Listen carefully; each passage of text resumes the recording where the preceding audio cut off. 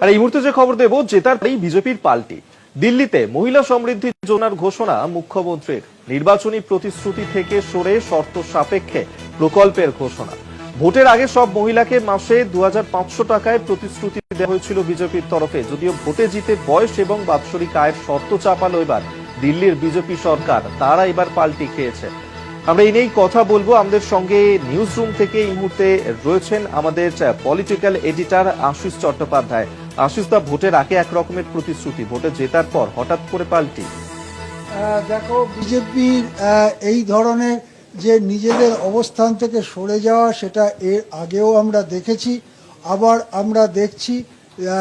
নির্বাচনী প্রতিশ্রুতি বিজেপির যা ছিল ভোটের আগে, সেটা খুলে দেখলেই বোঝা যাচ্ছে যে সেখানে স্পষ্ট আশ্বাস ছিল যে মহিলাদের জন্য মাসে 2500 টাকা করে দেওয়া হবে। কোন পরিপ্রেক্ষিতে এই প্রতিশ্রুতি দেওয়া হয়েছিল? যখন অরবিন্দ কেজরিওয়াল বা অতিশী সিংহ তখন মুখ্যমন্ত্রী, তারা প্রকল্প ঘোষণা করেছিলেন যে 1000 টাকা করে প্রতি মাসে মহিলারা পাবেন, এবং ভোটে জিতে এলে ভোটের পরে সেটা বাড়িয়ে 2100 টাকা করা হবে।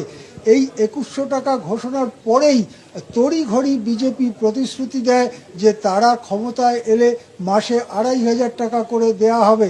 এবারে মহিলা সমৃদ্ধি যোজনা যে ঘোষণা রেখা গুপ্ত আজকে 8 মার্চ করেছেন, তাতে কি বলা হচ্ছে? যেসব পরিবারের বাৎসরিক আয় 300 টাকার কম, অর্থাৎ মাসিক আয় মাত্র 25,000 টাকারও কম, তারাই কেবলমাত্র এর সুবিধা পাবেন। অর্থাৎ এইভাবে দিল্লির বেশিরভাগ পরিবারকেই বাদ দিয়ে দেওয়া হলো। আরও কি বললেন? যাদের বয়স 21 বছরের কম তারা এই ভাতা পাবে না, যাদের বয়স 60 বছরের বেশি তারা এই ভাতা পাবেন না। কেবলমাত্র 21 বছর থেকে 60 বছর বয়সী মহিলারা, তাদের পারিবারিক আয় 3 লক্ষ টাকার কম বাৎসরিক, তারাই এই ভাতা পাবেন। অর্থাৎ মহিলা সমৃদ্ধি যোজনায় 2500 টাকা পাবেন। এই প্রসঙ্গেই আমরা মনে করতে চাই বা একবার ফিরে দেখতে চাই পশ্চিমবঙ্গের প্রকল্পটি। পশ্চিমবঙ্গের প্রকল্প যখন প্রথম ঘোষণা হয়েছিল, লক্ষ্মীর ভাণ্ডার হিসেবে 500 টাকা সাধারণ মহিলারা এবং 1000 টাকা SC ST মহিলারা। পরবর্তীকালে সেটাকে যখন বাড়ানো হয়, সাধারণ মহিলারা 1000 টাকা এবং SC ST মহিলারা 1200 টাকা। এখানে কিন্তু কোনো আয়ের শর্ত চাপানো হয়নি। কেবলমাত্র সরকারি চাকরি করেন এইরকম সামান্য কিছু অংশকে বাদ রেখে, কেননা সরকারি যারা চাকরি তাদেরকে আবার দ্বিতীয়ভাবে সরকারে খরচা করা যায় না, সেই জন্যই তাদেরকে মাত্র বাদ রেখে বাকি সমস্ত মহিলাদের জন্য লক্ষ্মীর ভাণ্ডার চালু আছে।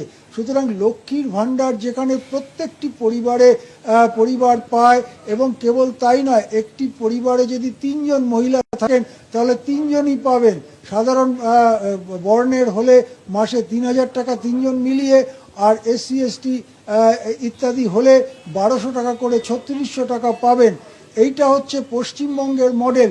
আর তার পাশে দিল্লির মডেল দেখতে পাচ্ছি আয়ের নাম করে, দিল্লির মডেল দেখতে পাচ্ছি বয়সের নাম করে তারা মহিলাদের বাদ দিচ্ছে। একই জিনিস আমরা মহারাষ্ট্রেও দেখেছি। মহারাষ্ট্রে ক্ষমতায় বসার পরেই দেবেন্দ্র ফডনবিস কড়া নির্দেশ পাঠিয়েছিলেন। সেখানে এই ধরনের মহিলাদের ভাতা দেওয়ার যে প্রকল্প, তাতে আয়ের ভিত্তিতে শক্তভাবে স্ক্রুটিনি করতে হবে, এবং যারা নির্দিষ্ট আয়ের বেশি, যাদের পারিবারিক রোজগার, তাদেরকে বাদ দিতে হবে। এইভাবে মহারাষ্ট্রে প্রায় 15-20 লক্ষ মহিলা যাদের নাম অন্তর্ভুক্ত হয়েছিল তাদেরকে বাদ দেওয়া হয়েছে, আরও বাদ দেওয়ার প্রক্রিয়া চলছে। সুতরাং এটাই হচ্ছে বিজেপির মডেল। তারা প্রতিশ্রুতি দেয় কিন্তু তারপরে প্রতিশ্রুতি পালন করে না, অথচ মানুষকে ধোঁকা দেওয়ার মতো করে একটা কিছু উদ্বোধনও করে।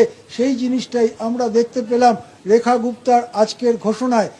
রেখা গুপ্তা জানিয়েছেন যে অবিলম্বে ফর্ম ফিল আপ করে মহিলাদের নথিভুক্তিকরণ শুরু হবে। রেখা গুপ্তা অবশ্য পিঙ্ক টয়লেটের ঘোষণাও করেছেন। পিঙ্ক টয়লেট হচ্ছে কেবলমাত্র নারী এবং শিশুদের জন্য টয়লেট। যে টয়লেট আগে থেকেই দিল্লিতে ছিল তার সংখ্যা আরও বাড়ানো হবে, আরও নতুন পিঙ্ক টয়লেট গড়া হবে, এরকম ঘোষণা করেছেন দিল্লির সদ্য নির্বাচিত মুখ্যমন্ত্রী রেখা গুপ্তা। হ্যাঁ, একেবারে, অর্থাৎ যে প্রতিশ্রুতি বিজেপির তরফে দেওয়া হয়েছিল সেই প্রতিশ্রুতি কোথাও গিয়ে ভঙ্গ করলেন তারা। আপাতত ধন্যবাদ আপনাকে। আমাদের সঙ্গে সরাসরি নিউজ রুম থেকে ছিলেন আমাদের পলিটিক্যাল এডিটর আশিস চট্টোপাধ্যায়।